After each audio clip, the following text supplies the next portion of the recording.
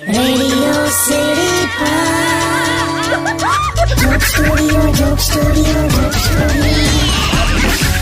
નમસ્કાર, welcome back. Radio city joke સ્ટુડિયોમાં આપનું સ્વાગત છે.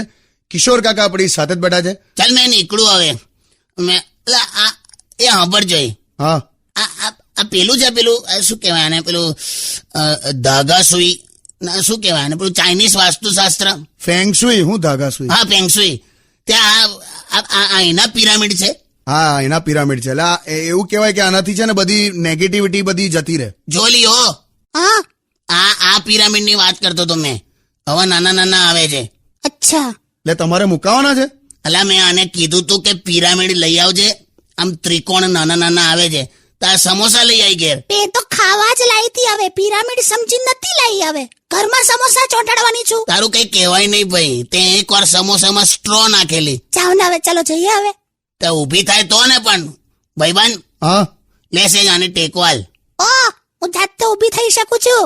રેને હવે આમ હોશિયારીમાં તને એકવાર ઊભી કરવા માટે ગાડીનું જેક લગાડેલું. હાટ.